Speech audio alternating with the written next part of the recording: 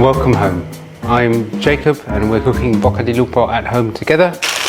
Today we're making the homely of dishes and maybe one of the most spectacular when it's right.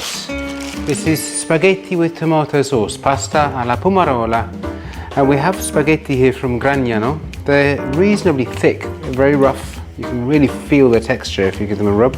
And they've got this rather lovely hook where they were hung over sticks to dry. These take 8 minutes to cook, and the rest of the sauce, well, it's going to take about 3 minutes to throw together. So I'm going to put them in the water now. It's just boiling. I need to make sure the pasta gets under the water because otherwise I get distracted and these end bits will burn when I think they're cooking. And turn it down just to a boil rather than a boil over. And we're going to look at what else we've got.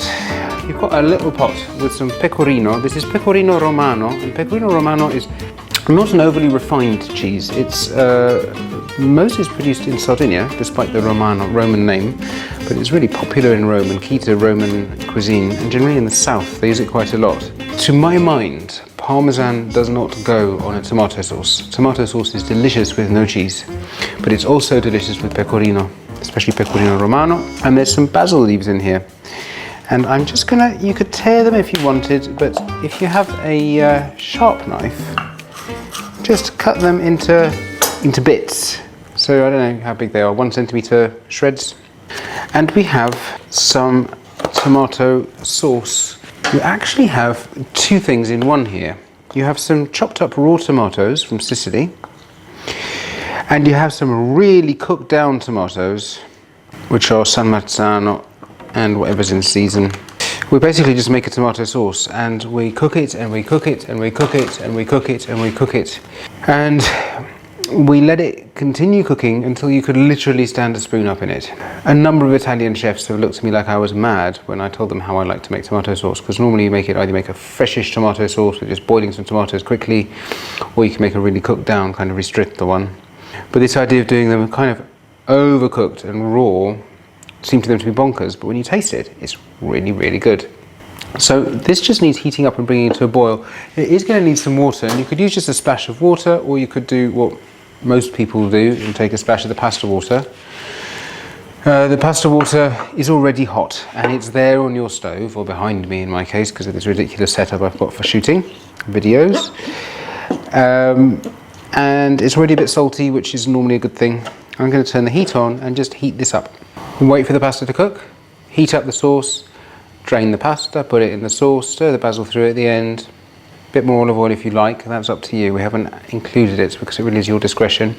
And pecorino on top if you like. I'm going to come back in a couple of minutes when this will be warm and the pasta will be closer to being cooked. I'm back, and you can see I'm kind of relaxed because it's not a stressful thing to do to cook pasta. Don't worry about it. A lot of people are kind of worried about the perfect cuisson, the perfect al dente. You want it to be chewy, you want to have a bit of a snap in the middle. The sauce is hot. My pasta, which by the way I forgot to mention, the pasta is cooking in well salted water. That means water that is as salty as you want your food to be, which is 10 grams of salt per litre, or 1% salinity. I'll take my pasta, I've drained it a tiny bit crunchier than I want it. And I've added it to the sauce. And it still needs to cook for a minute. I'm going to let it cook in this sauce of very cooked and less cooked tomatoes. And I'm going to add again, where's my ladle? Here it is. A splash of the cooking water here. And I'm just going to let the pasta cook out in the sauce so it stews in with the tomato and absorbs a bit of the flavour and finishes its cooking in the pan. Before we discovered the New World, of course there were no tomatoes in Italy, nor potatoes, nor chilies, nor so many things. Aubergines, almost everything we think of as Italian. But can you imagine Italian food without the tomato? Can you imagine life without the tomato? It's just unthinkable. That's really tasty. You do have the option now if you want of putting a thread of raw olive oil through at the end for a bit of oliviness, but I like it just the way it is. I'm going to turn it off.